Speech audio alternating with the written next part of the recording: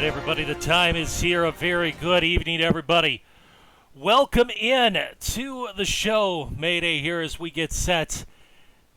32 courses. We got to begin the hard process here of trimming them down to 24. That's what we're going to do tonight in our World Cup group stage reveal show. Great to have you along with us. Boy, what a field we have. And I tell you what, there's going to be 8 courses that go home tonight, but I'll just preface this up front. Do not feel ashamed whatsoever. I think the quality of this contest from top down, I feel like I say that with every competition, but it just keeps getting better and better and better, and this contest certainly has not disappointed. So we're going to jump right into this because I do want to try to start Diamond Cutters close to our normal 8 o'clock start time. Otherwise, you know I'm not going to hear the end of it from Scob and from Jack and from Henner. So welcome, everybody, in. So group stage, a little different than how we've done it in the past. Going to try to walk you through what we did. Still the same, groups of 4. You're competing with your own group. But the difference here is instead of the head-to-head matches, so A plays B and then C plays D and so on and so forth, round robin like that. Basically, the same pot of 3 judges was assigned to the entire group.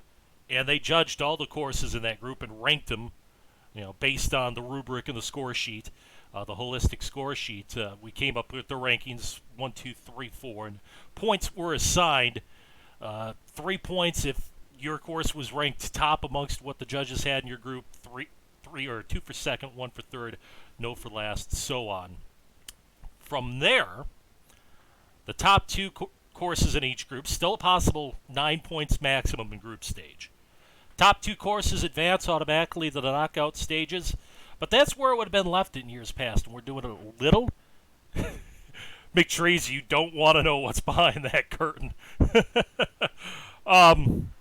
But the bottom 2, and this is where things are different, so we'll go through this a little bit later on as this progresses. The bottom 2 in corresponding pods of groups.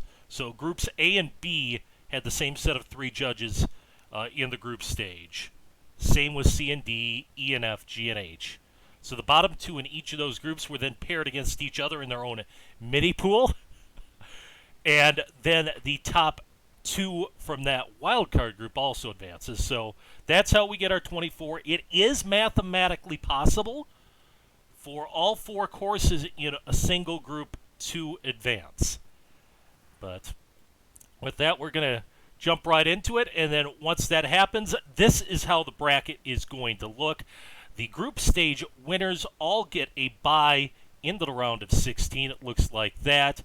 As always, they will cross over with the runner-up from the opposite pool, but then we threw the wild cards from the adjacent pool in there. And basically what that happened, the reason we did that, is let's just say it was B2 versus A3. A3 wins, and then you've got A1 versus A3 again, just as happened in the group stage. So we did that to avoid any group stage rematches and until at least the round of 8. So again, we'll cover that more a little bit later on as we go on, but let's jump right into it. We're into Group A right now, and this had Baculum Trail by Todd Father.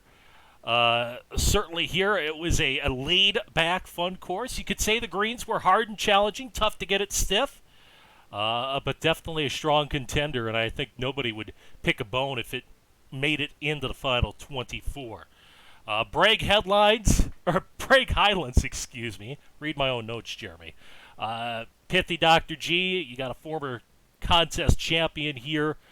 Won the CC a couple of years back with St. Cyrus. Definitely the Crystal Down vibes going on here. GC Champs Le Menu. My French sucks, so we'll leave it at that, but it's a crazy course.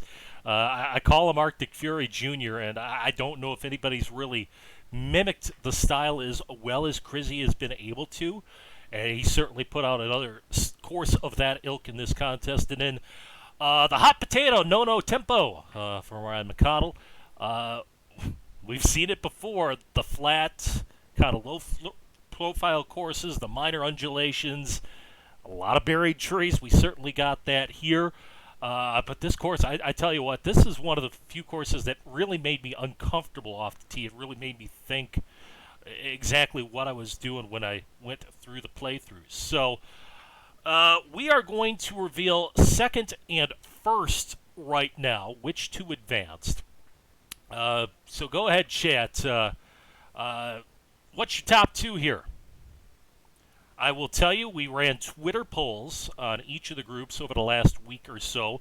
Zero bearing whatsoever in the final results. GC Champs Limino got 32% of the vote there. Was the majority winner in that one. A lot of guys saying Bragg. I'm seeing Champs and No Tempo. Bragg and Baculum.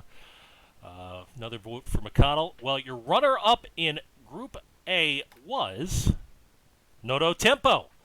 5 points, so that is on through into the round of 24. And the winner of Group A is Bragg Highlands. Pithy, by a point, is your group winner in Group A and is through to the round of 16. Not over yet for GC Champs and Baculum. They are in the wild card pool, which we'll get to a little bit later on in our show. Off to Group B now, we've got the ode to the Jerry Shields Maintenance Company, Breton Bay Golf Course. Matty from Canada here. Obviously, the running joke is it's going to win because I started Birdie Eagle on Breton Bay. I think 3 under through 2 is pretty much a shoe-in. If this course is just going to win, we should just cancel the rest of the competition right now. We got Deschutes River Club from Job Fickett. Really coming back strong. Haven't heard a lot of them as of late. One of more of the OGs in design, but came back with a really strong one here. A lot of Bend, Oregon area vibes in that one.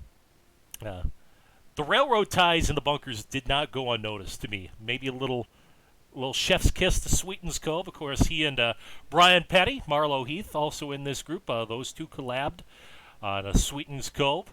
Of course, you got Marlowe Heath in there for Petty.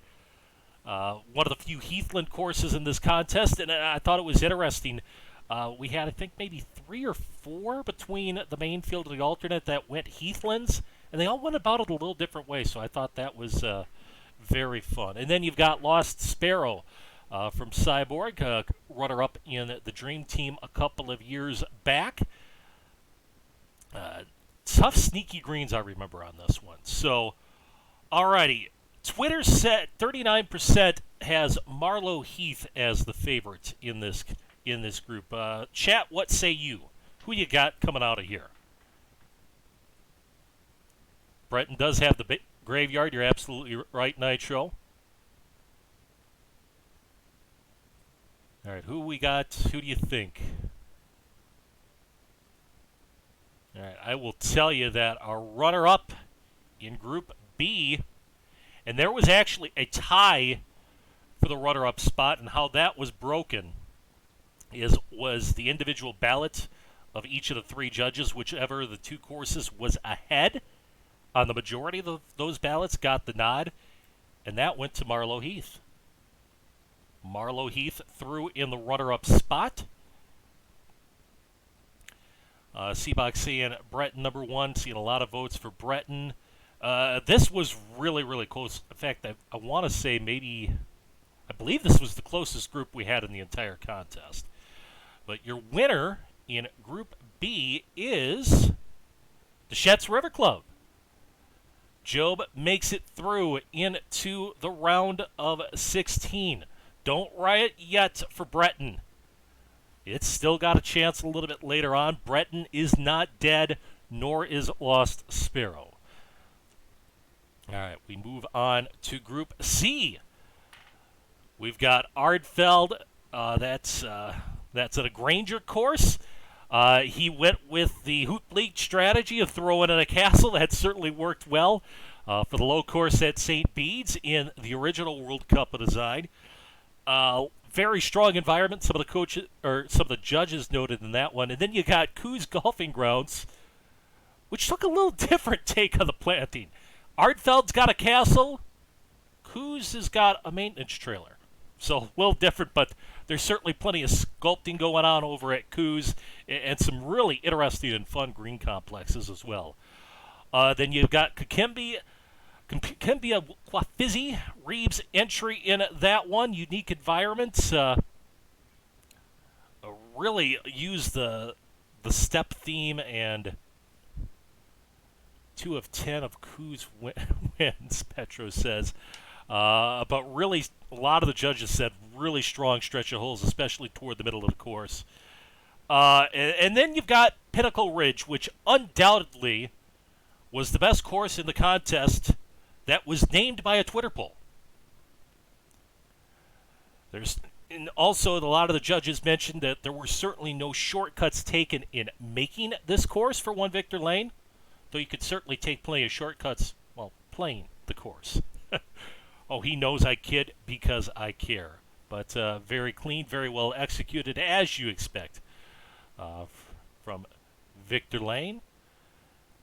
And our runner-up guesses, guys, who's going on? By the way, Twitter in this group overwhelmingly in favor of Kikembe at 62%.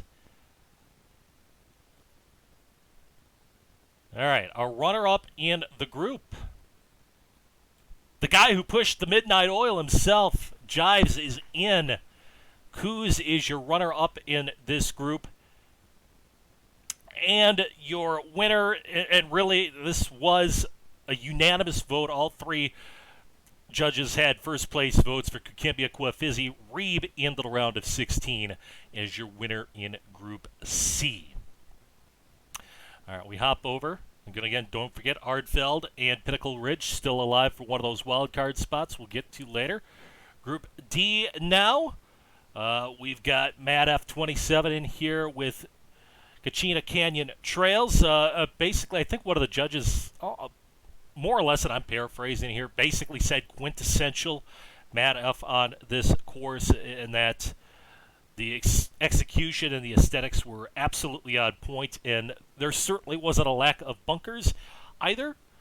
And then you've got Holy Walls Batman with Oak Bend Country Club. Sharky, don't forget, he finished 5th in the major contest just under a year ago, as a matter of fact. That's how he got in here. Strong TPC Sawgrass vibes, what he was going for sure. Then you got Bear for Life, Rockland Match Club over there. Some strong coastal views. And one of the judges really pointed out the 8th hole there. Love the strategy of that short par 4. And then you've got Shadowthorn by GCS Insane. Really deep bunkers here. Went with the barren desert look, which is tough to do, but I thought he did it well. And I tell you what, regardless of the outcome here, I'll just say that GCS Insane has become miles from where he was in the CC contest about a year ago. I mean, to compare that course, which I'm trying to remember, it was COT Pacifica or something to that effect. But comparing that to Shadowthorn, I mean, he has just grown leaps and bounds. Alrighty, guys, who do you got? I'm already seeing a lot of Kachina in the chat. It was the winner of the Twitter poll with 44% of the vote. Runner-up, though, in the group went to Oak Bend Country Club, 6 points. That is through. And your group stage winner, and it was unanimous, Kachina Canyon Trail. So Matt F is in. Scoot got it. Those 2 are in to the knockout stages. All right, we head over to Group E now. And we've got Cape Clements. This is Heisenberg. He was our first alternate. Couple of guys backed out. He found his way in. He was actually, I believe, maybe the very first guy to publish, if memory serves, once that window opened. At the time, he thought he was an alternate, and then it was actually a CSU golfer who dropped out, and he made his way into Group E. So he's there along with MJ Hamilton in Kootenay Club. We got the picture up on the screen. Just the rock retaining wall there was a unique take, and I thought was really fun there. Speaking of rocks, hey Baby Bull, Rocky Plateau. It's rocks and waterfalls. What else do you expect from a Baby Bull course? But I did like in that one how it felt like the side of the fairway you played to off the tee really did matter and kind of dictated strategy there. I thought that was fun. Life on the board just making an interesting point in chat too. A Digital Bunny Sussex Downs. He says Sussex all day, sleeper to take the whole thing. I don't know how many of you guys were following in the threads, in the course architecture threads. Maybe what was it, a week or two ago? Probably closer to 2 weeks ago. That fried egg article column that Ben had pointed out, big golf versus small golf. I feel like Sussex Downs is quintessential small golf. It really feels.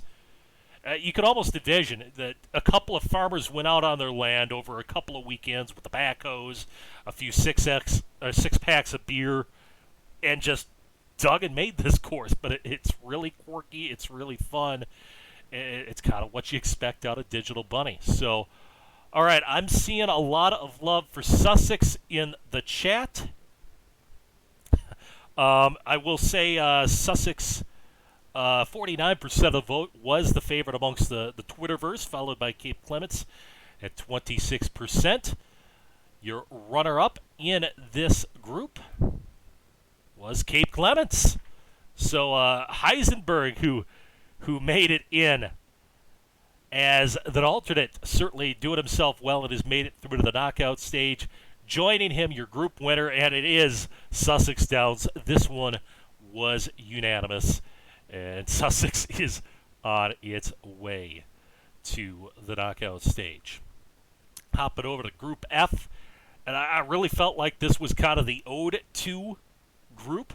You've got Barnegat Bay Golf Links by a violin guy, a former Final Four participant in the World Cup a couple of years back. This is kind of his ode to the National Golf Links of America. We've got that picture, and this is over by the third green, kind of where it comes up close to the course. You got the highway running behind. It really is kind of authentic to that feel. I thought that was really fun.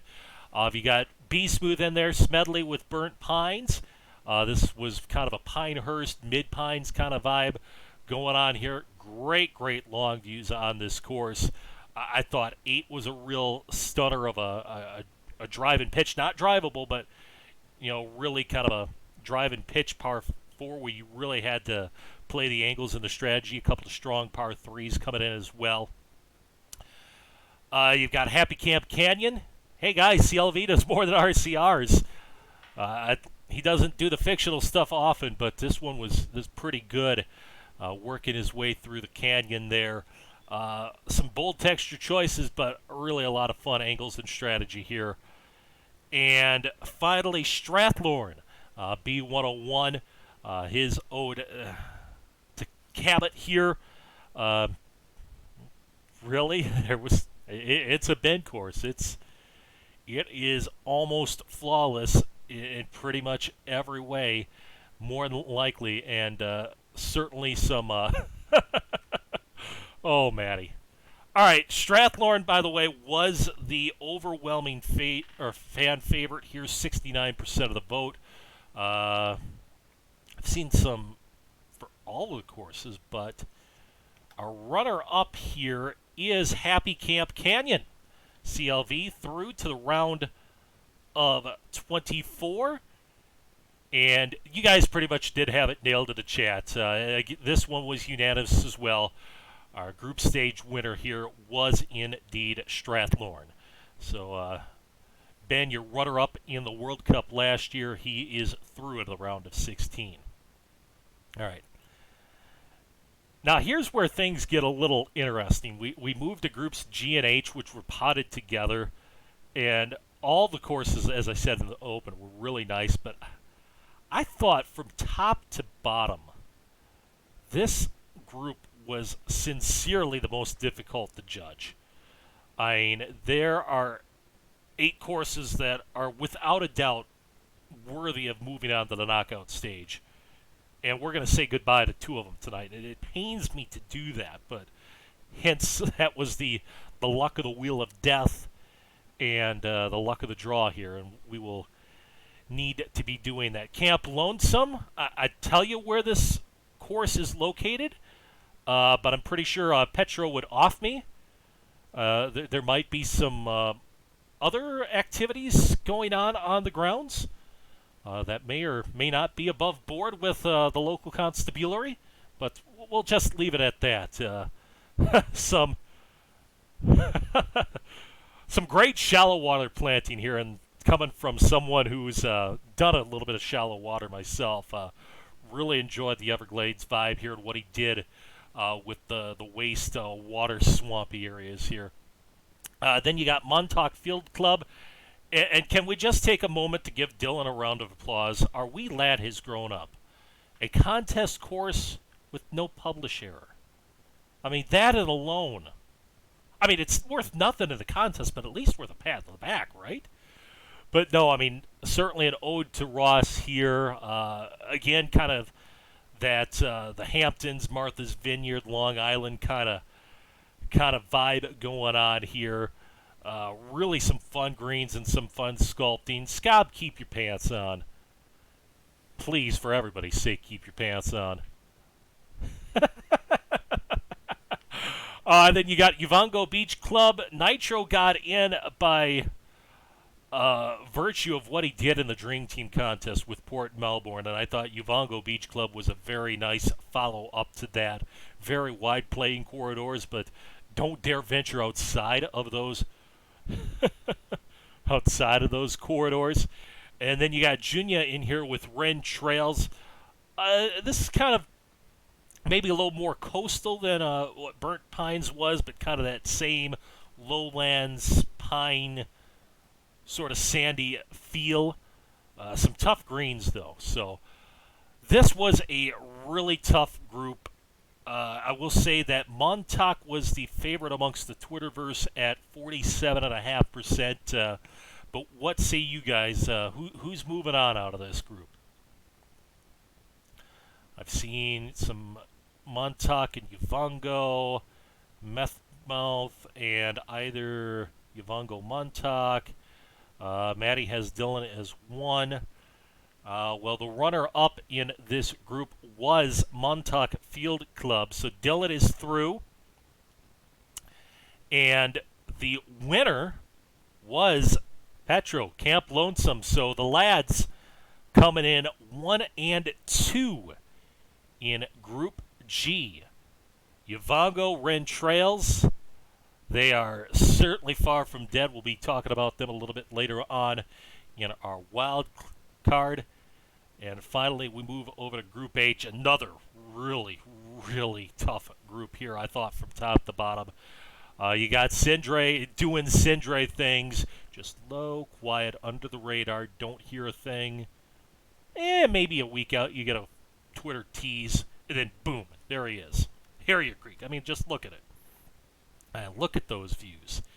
And then you got Q, I believe, in terms of publishes, the least experienced designer here. I believe, Q, you had 2 or 3 under your belt prior to Tiamo, but got in through Design League 4 and certainly didn't disappoint. Some fun green contouring here, I thought. Obviously, with a Q course, you're spending maybe as much time trying to not only find the Easter eggs, but figure out what they mean as you are trying to play the course itself. But I thought it was a really fun play. You've got D-Dix in here with Tarraco Preserve. Well done, solid all-around efforts. Really strong back nine was mentioned by some of the judges. And then you've got Grovey, Usonia Lynx, your reigning CC champion. And Grovey doing Grovey things. This course really reminded me a lot of the Kingdom, which came out a couple of years ago. But in that, it's kind of low profile, but there's a lot of micro sculpting going on. And the thing about a Grovey course is he really likes to push you to take on the risk and challenge the line of charm off the tee. And if you do so, you're going to have a great look at birdie, but you're not completely dick punched if you play safe. Now, you might not be having a great look at birdie, but par is still very attainable if you take the safe route. That's something I've always enjoyed about his courses. So, all right, guys, what do we think here? Harrier Creek was the Twitter favorite, 42% of the vote. Q is saying Usonia and Harrier. All right, so your runner-up. Yeah, I know there was some talk about Tiamo today, which was, it was what it was. But your runner-up, Usonia Lynx. But look at that, 4 points and runner-up. That just underscores how tight this group was.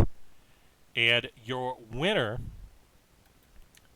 was Harrier Creek. 8 points, 2 firsts and a second. Oh, man, we got Trey's in the house. The reigning World Cup champ is here. Love to see it. So here we go. Here is a look at what we've got through the group stage. Bragg Highlands, Noto Tempo, Deschutes River, Marlow Heath, Coquambia, Quafizi, Coos Golf Grounds, Sussex Downs, Kachina Canyon Trail, Oak Bend, Cape Clements, Strathlorn, Happy Camp Canyon, Camp Lonesome, Montauk Field Club, Harrier Creek, Usonia Lynx. They are all in. They are all in the knockout stage. These 16 you see in the middle of your screen, 8 of them are going on, and 8 of them are going home. So, with that, we move on to the A and B wild card. Again, 4 of these guys for 2 spots. We've talked about them already. I know there was a lot of love for Breton earlier on in the chat. What do you guys think of these 4 courses? Which 2 are moving on? Curtis not liking the looks for Baculum here. Limps saying Breton and Champs. Steelvike saying Breton and Champs. Seabach also not a lot of faith in his course. Well, I'll tell you, our first runner-up, our first wild card, the one who won this wild card group, was Breton Bay, and it was unanimous, 9 points. Breton was tied with Marlow Heath in Group B. Marlow Heath won the tiebreaker for the runner-up spot, but Breton gets through as a wild card and is moving on. And we'll be moving on with GC Champs Leno, which got 4 points. It was close between those final 3. Baculum, I believe, had 3. Lost Sparrow had 2. Unfortunately, we do bid farewell to a couple of my damn brethren. Todd Father and Cyborg, they are eliminated, but certainly very great efforts for them in this contest. All right, we are on to C and D, and again, of these 4, 2 are moving on. And all right, guys, we've got Ardfeld, Pinnacle Ridge, Rockland Match Club, and Shadowthorn. What do you got? Steele is saying Rockland, RMC, and Shadow.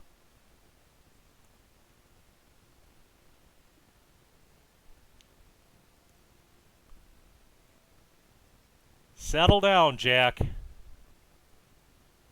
Ardfeld Pinnacle, Ardfeld RMC. Pinnacle Ridge. Maybe a little justice for Hallstatt after all. Pinnacle Ridge is through and on to the knockout stage. And he will be joined by Ardfeld. All of Group C has made it to the knockout rounds. That does mean we bid farewell to Shadowthorn and Rockland Match Club, but again, 2 very strong efforts there as well. Alrighty, we're on to E and F. 2 of these courses are moving on. 2 of these courses are going home. Rocky Plateau, Kootenai Club, Barnegat Bay, and Burnt Pines. What do you guys have?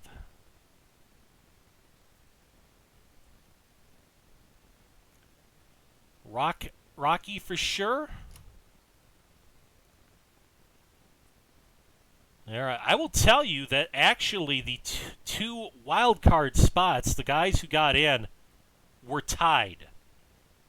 Both wild card positions were tied, and they were Barnegat Bay and Rocky Plateau. They both had 7 points. Barnegat was ahead on 2 of the 3 ballots, so it gets credited as the first wild card. So Barnegat had 2 firsts and a third.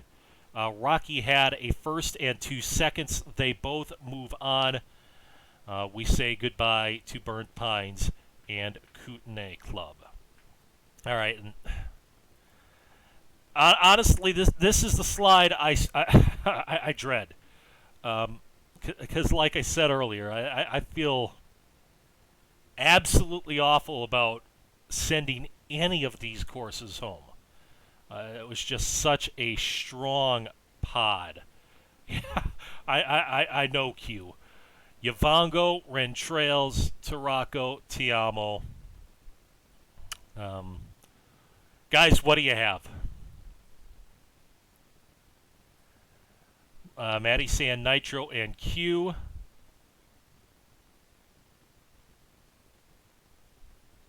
Nitro.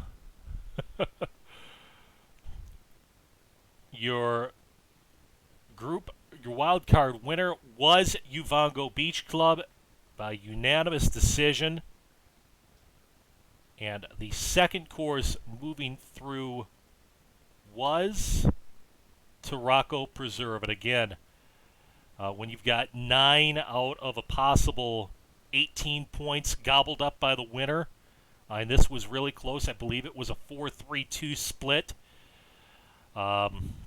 Unfortunately, Tiamo and Rentrails are going home. But Q, I'm looking at you specifically when I say this. Do not hang your head at this result. You just got screwed by the wheel, all intents and purposes. I mean, it was.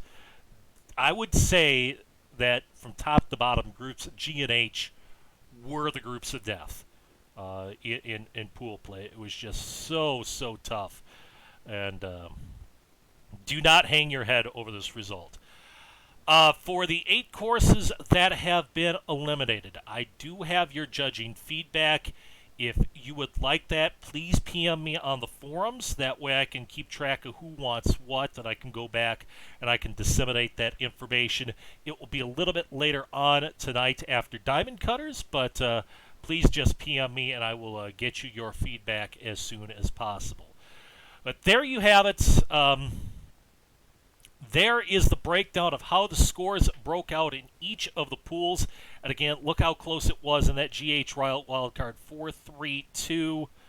Again, you had that tie for the second spot in Group B. Marlowe getting the nod there. Just some really close competition in this contest. So, what's next? Here is the bracket moving forward. Round of 24 and round of 16. Those results will be announced at the same time. And we're hoping to do that 2 weeks from tonight. So you're looking at April 28th. Round 2 judging is underway. A new set of judges looking at each of the courses compared from round 1. By the time that these knockout rounds are done, 6 courses will have evaluated each of the courses remaining in the contest. So, again, you see where the crossovers come from with the wild cards. So Marlowe, Heath, and Ardfeld are going to go against winner. That goes against Bragg Highlands. Kimbia gets Oak Bend or GC Champs. Sussex will find either Happy Camp Canyon or Taraco Preserve. Yesoni and Rocky Plateau with the winner taking on Group Lonesome. There could be some fireworks on that little pod right there. Top right, you've got the Shetts. No Tempo against Pinnacle Ridge, a classic keg dam matchup there. for the right to take on Job. You got Breton Bay and Coos Golf Grounds working to go against Kachina. I tell you what, I mean, you look at power groupings: Strathmore, Cape Clements, Yavongo Beach, and then in that bottom right, Barnegat, Montauk, Carrier Creek. There are going to be some real doozy of matchups in the rounds of 24 and rounds of 16. It's going to be fun. Like I said, judging is already underway for those matches, and we hope to have the results on or about the 28th of April. Here's just a quick closer look at the brackets. For those who don't have their bifocals in, Reeb. And that will wrap things up. So, okay, guys, I got to go appease a Scob, a Sire, and a Hinter. We are going to make a quick set change. We'll be back in a couple of moments for the Diamond Cutters. A couple of good courses that we're playing tonight. Steel Vike, he's been in the chat, hanging out. We're playing Inklin Creek next, and then we've got Camisette Golf Club coming up after that. So join us in a couple of minutes for that. So, alrighty, guys, we'll post the results in the forum a little bit later on tonight as well. Congratulations to the 24 who have moved on. Commiserations to the 8 who went home, but certainly hang your head not with your efforts. They were all very well done courses in this contest. And we'll find out in a little bit who's moving on into our Elite 8. So, thanks again, everybody. Again, don't go anywhere. Diamond Cutters coming at you in just a couple of moments. We'll be right back.